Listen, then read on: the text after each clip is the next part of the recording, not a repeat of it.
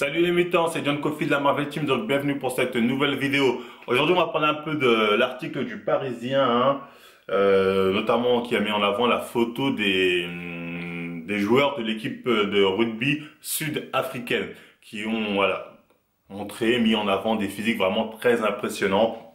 Et donc j'ai lu l'article du Parisien et j'ai trouvé que c'était intéressant à analyser l'article parce que ça confirme une phrase de Soral qui dit qu'aujourd'hui un journaliste c'est une pute ou un chômeur.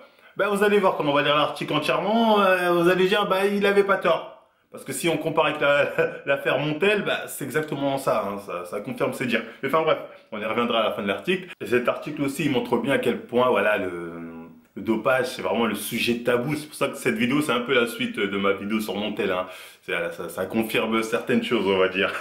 Je vais d'abord commencer par vous montrer la photo des joueurs sud-africains.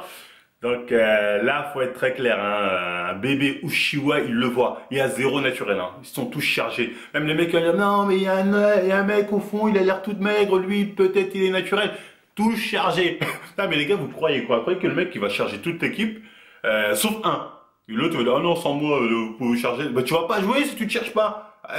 C'est dans les limites dans leur contrat, tu vois, ça doit être stipulé dans le contrat, clairement, genre de truc. Donc oui, clairement, il n'y a pas de débat. Ils sont tous chargés, ça se voit. Tu vois, là, pour une fois, on va dire même le mec qui connaît rien, il voit qu'ils sont chargés, tu vois. Au bout d'un moment, faut pas prendre les gens pour des cons. Et le plus amusant, c'est qu'on regarde le titre. Le titre, c'est quoi? C'est flippant. Comment les rugbymen sud-africains peuvent-ils être aussi musclés? Croyez-moi, là, c'est par exemple, bref, ça aurait été un article sur la musculation, le titre aurait été le monde du dopage, bodybuilding et les stéroïdes. Ça aurait été ça le titre. Et quand c'est pour le bodybuilding, ils vont pas par quatre chemins, ils sont sans langue de bois. Oh, vous êtes tous des dopés. Mais là, comme c'est le rugbyman, c'est c'est flippant, mais comment c'est possible? Ils jouent les naïfs, tu vois, genre on sait pas, peut-être. Donc article écrit par Théo Dorangeon. Donc ça commence. Quand j'ai vu ça, j'ai pensé à un photomontage. C'est tellement fou. L'incrédulité de Fabrice Lambro, ancien talonneur du Stade français, est légitime. Donc Fabrice Lambro, qui est quand même un ancien joueur de rugby, et qui dit quand j'ai vu ça, j'ai pensé à un photomontage. Fabrice, tu nous prends un peu pour des cons, j'ai envie de dire quelque part. Il veut nous faire croire qu'à son époque, ça se dopait pas. C'est limite ça, c'est j'avais jamais vu ça, je me suis dit c'est un photomontage, nanana. Ils avaient peut-être pas des corps aussi secs, mais t'es pas con, voilà, t'es pas con Fabrice, tu sais très bien c'est quoi les bails, voilà, tu les connais par cœur les bails, là, c'est pas moi je vais t'apprendre ça, voilà, des mecs de 16 ans qui ont des coups comme ça, même à ton époque, les mecs c'était peut-être pas des mecs bodybuildés comme eux, mais tu sais que je sais, tu sais que tu sais que je sais. Voilà. Là-dessus, il faut être très clair. Je pensais à une photo pour teaser, attirer l'attention sur l'équipe avant la Coupe du Monde. Si ce n'est pas un montage, c'est qu'ils sont très affûtés. Il force avec son histoire de montage. Croyez-moi, il sait pertinemment que ce n'est pas un montage. Voilà, il le sait, il est pas con. Enfin bref, ils sont très affûtés. Confie Landreau, toujours Landreau qui parle là. Donc l'ancien international français poursuit en riant « Ces garçons sont prêts pour être bodybuilders au niveau du calendrier des dieux du stade ». Bon là j'ai l'impression que c'est un message qu'il essaie de faire passer. En gros ils sont prêts pour être bodybuilders, donc ils sont chargés. Ouais, je sais pas si il a voulu faire glisser comme ça de manière subliminale ce message. Mais je me dis peut-être là il a voulu dire bon j'ai pas le droit de le dire tout haut mais je vais le dire tout bas, je vais le faire comprendre. Après il parle du calendrier, c'est quoi ça? Ah les dieux du stade, ouais c'est le calendrier qui est destiné à un public d'hommes, certainement. Parce que quand on parle de bodybuilding, on dit oh, regarde, ils sont en slibard. Excusez-moi, ça n'a rien à voir avec le calendrier Dieu du stade, je sais pas quoi. Eux, ils se prostituent. C'est pas pareil, Nous, ils sont en slibard, à la honte, ça fait gay. Non, allez regarder Dieu du stade, vous allez voir. Voilà. On vise pas le même public, j'ai l'impression. Donc, enfin bref. C'était juste une petite parenthèse là-dessus. Donc pour Mathieu Blin, autre ancien talonneur du Stade français, c'est aussi la stupéfaction. Si on parle de la photo du visuel, c'est très surprenant, voire flippant. Mais il préfère remettre en perspective cette photo. On a des gars qui sortent d'une séance très contractée, c'est la séchade. Je connaissais pas ce mot-là, la séchade, enfin bref. C'est la séchade comme on dit. Mais c'est collectivement que ça étonne. Donc Mathieu Blin, ancien joueur lui aussi, qui connaît, ils savent, tu vois, lui et Landreau, ils savent comment se passent les bails. Tu vois, c'est pas un vieux singe qu'on apprend à faire les grimaces. Mais pour autant, ils osent pas parler de ça. Je sais que, c'est pourtant, c'est bon, t'es entraîneur, t'es retraité, enfin je crois, ils sont les deux ont arrêté. Enfin, ils peuvent en parler librement. Ils peuvent dire oui, on sait que ça se dope. Mais non, ça parle de oh c'est collectivement, oh c'est parce qu'ils sont contractés, c'est ça, tatati, c'est la congestion, mes couilles, je sais pas quoi. Or que non. Je suis désolé, là, je vais vous montrer l'ancienne photo des Mathieu Blin, des Landreau. C'est tous des mecs qui avaient des coups de taureau, des corps d'ogre. Les gars, comment vous avez fait pour obtenir ces corps-là? Les mecs à 16 ans, ils ont déjà ce genre de corps. On sait, ils savent, on le sait, tout le monde le sait, nous savons, vous savez, vous saviez. Voilà, on sait tous comment se passe le bail. Tu vois, et ça se passait déjà comme ça à leur époque, ils le savent. Mais là, comme ils se chient dessus, ils veulent pas parler de de ce qui est réellement, je sais pas pourquoi. Enfin, si je me doute un peu après ce qui est arrivé au pauvre, comment il s'appelle, Montel. Alors, je comprends que ça devient dur de parler de ça, mais bon. Ils le savent, mais pour autant, c'est la séchade, mais c'est collectivement, faut pas se faire avoir, c'est nanani, nanana, mon cul. Donc, enfin bref. Donc là, là, ça en rajoute encore une couche, hein. Donc, travailler à mort peut donner des résultats stupéfiants. Travailler à mort. Tu vois, on a l'impression de voir les mecs de musculation qui disent oui, mais moi, no pain, no gain. Moi, je suis à la salle, je pleure à la fin de ma séance, je suis ah. Ouais, mais t'es dopé. Dis-le aussi que t'es dopé. Tu vois, ouais, si tu veux, tu pleures à ta séance, ok, je veux bien te croire. Mais c'est le dopage avant tout qui te fait des résultats stupéfiants, comme il dit. C'est pas, voilà, c'est pas parce que t'as pleuré, t'as laissé la dernière larme de tes yeux, je sais pas quoi, et que pour ça que tes gens vont dire ah merci, t'es allé au bout, c'est bon, j'explose. Ça, c'est des conneries. Enfin bref, donc là, il rentre dans ce jeu-là. Donc, enfin bref, pour Fabrice Lambro, voir un grand nombre de joueurs aussi secs, c'est étonnant. Chaque métabolisme est différent. Certains joueurs ont des fibres rapides, d'autres ne peuvent pas être tracés au niveau des muscles sur la peau. Là, tout est uniforme. L'actuel directeur sportif délégué du Stade Français avoue même n'avoir jamais vu ça. Bah, je veux bien le croire quand il dit j'ai jamais vu ça sur toute une équipe comme ça, entièrement. Parce que c'est vrai que généralement il y a des profils différents, il y a des mecs un peu plus fat, tout ça, rugby, mais bon on y reviendra. Là peut-être, ouais, il est étonné parce qu'il dit ouais, c'est bizarre, d'habitude chaque joueur a une cure différente, je pense qu'il veut plus dire ça. Hein. Ouais, croyez-moi, il veut dire ça. Enfin bref, on y reviendra. Regardez, dans une équipe, 2 ou 3 joueurs sont très affûtés. Je ne sais pas la manière dont ils se sont préparés, donc c'est compliqué de savoir comment ils sont arrivés à ça. Ouais, c'est compliqué. Ah ouais, qu'est-ce qu'ils ont dû utiliser?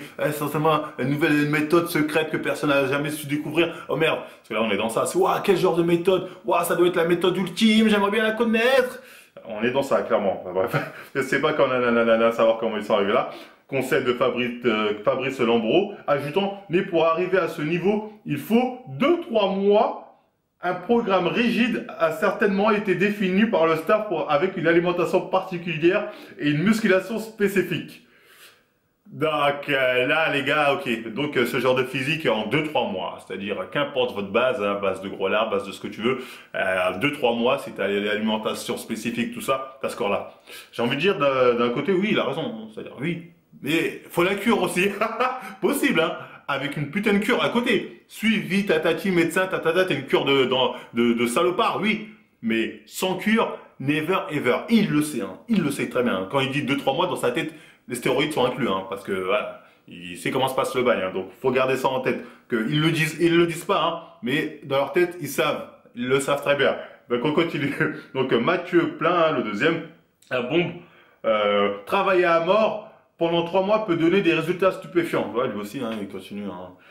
Il y a un travail à vitesse maximale, à puissance maximale. Non, ça fait marrer. Ah bon, ah, putain, bah montre-moi comment ça se passe exactement. Donc là, on est toujours dans là, on utilise des termes. Ouais, mais ils sont partis vraiment au max, ils sont allés au fond. Ils étaient là au seuil de la mort était devant eux, ils l'ont esquivé. Ils ont dit c'est bon, regardez, j'ai réussi à avoir ce corps parfait en esquivant la mort. On est dans le genre de conneries, hein. On est clairement dans le genre de conneries. En gros, on fait croire que non, mais eux, c'est un niveau, waouh. Non, ils ont juste utilisé des produits et tu le sais. D'ailleurs, après, à un moment, je crois qu'il l'avoue à demi-mot. Donc, enfin bref, puissance pour l'alimentation. Chaque graisse ou glucide est compté.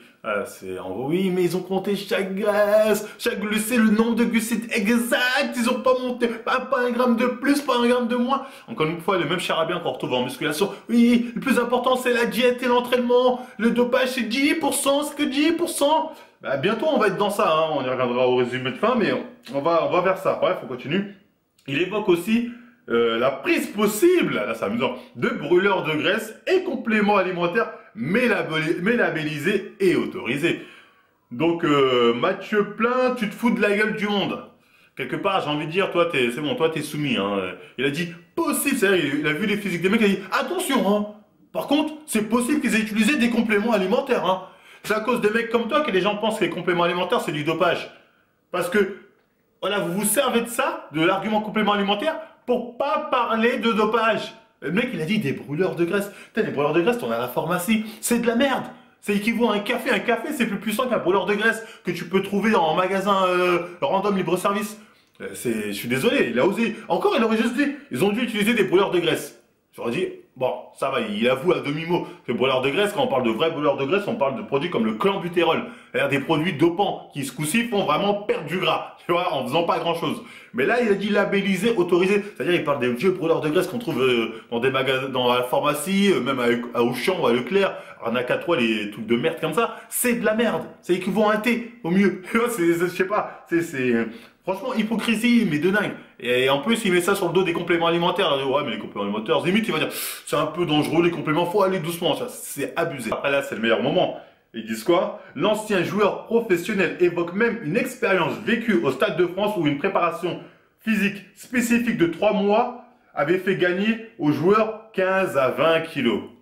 Bon, il précise pas si c'est de muscle ou de fat ou je sais pas quoi, mais j'imagine que voilà, il veut dire qu'en gros, voilà, nous aussi on a fait une expérience comme ça en 2-3 mois, on est tous devenus des Golgoth. Alors c'est tout chargé, mais dis-le. Tu vois, il le dit pas, il dit oui, en gros, il veut faire quoi? Oui, mais attention, en rugby, on a vraiment des entraînements spécifiques, une recherche spécifique qui fait qu'on peut prendre du muscle vraiment très rapidement. C'est même prendre 15 à 20 kilos en 3 mois, même si c'est du fat, c'est dur.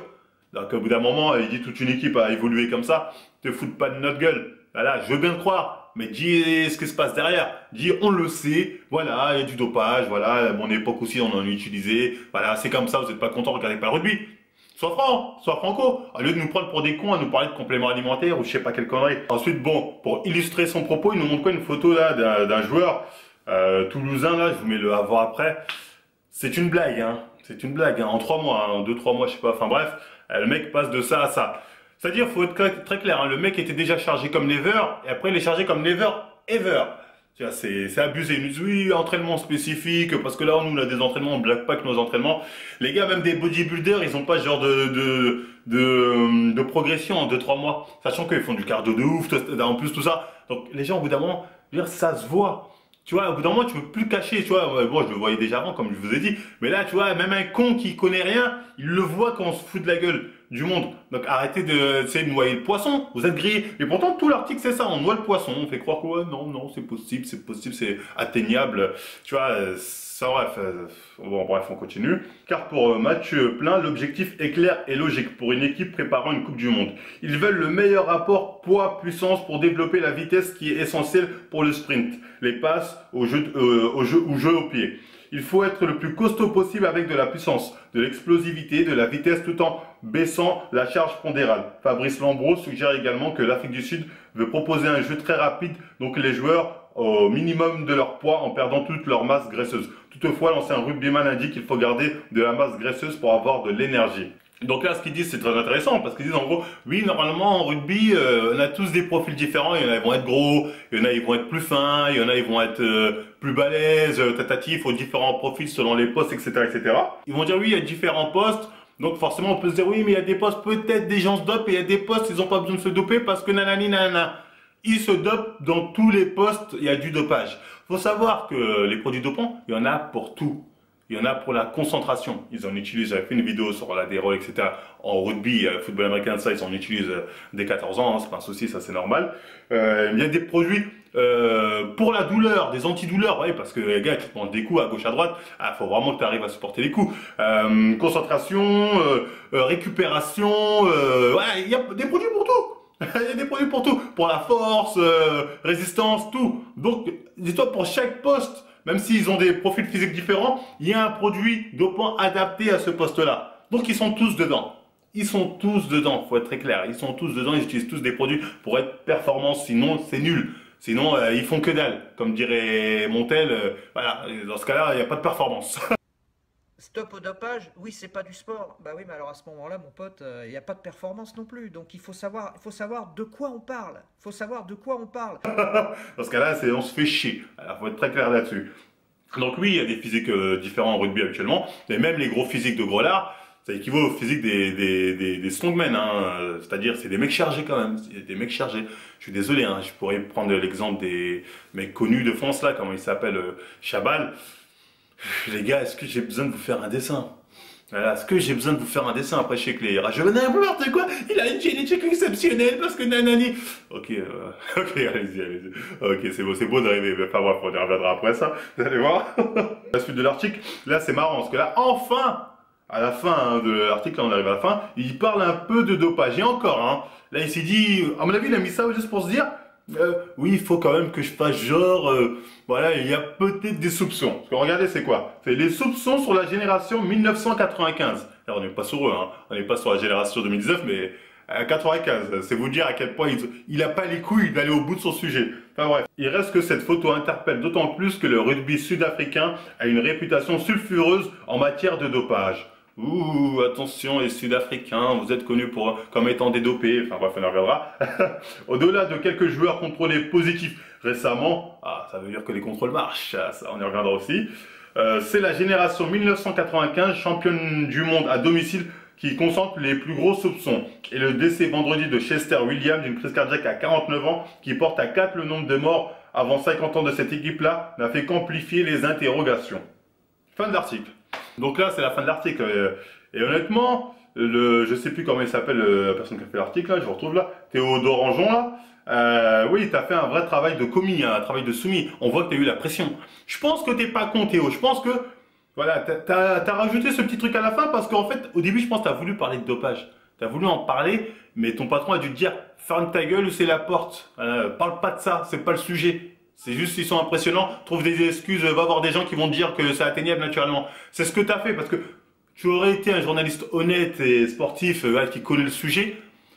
Tu le sais, j'ai envie de dire tu le saurais, mais tu le sais qu'ils sont chargés. Mais tu poses pas la question aux deux entraîneurs, tu leur dis même pas moi, est-ce que vous pensez qu'il y a des stéroïdes derrière ou certains produits dopants? Tu n'oses même pas poser la question tellement tu sais que cette question c'est la porte. Depuis Montel, ils ont compris. Montel, c'est ça. Hein. Montel, il a juste dit, le dopage existe, voilà, c'est inhérent au système, c'est vrai, tatati, mais voilà. Ils l'ont viré. Montel, il a même pas fait du Marvel. Montel, il aurait fait du Marvel, genre, un tel est dopé. Ok, j'aurais compris qu'il le vire. Ils auraient dit diffamation, il a même pas fait ça. Je dis, bien sûr que le dopage est là, on sait tous que le dopage est là, c'est inhérent au système, c'est ça ou c'est rien de nos jours. Et Montel, on l'a viré pour ça. Donc, après l'affaire Montel, je comprends que les journalistes, ça se chie dessus.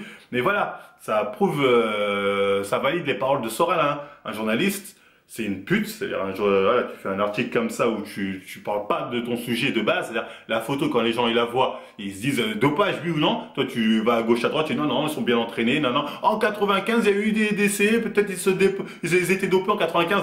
Tu vas pas dans le vif du sujet parce que tu te chies dessus. Ou bien, quand on parle du nouveau sujet tabou dans le sport, c'est-à-dire le dopage, bah, tu finis comme Montel, tu dégages, t'es viré. Donc voilà, tu as fait un magnifique travail de commis.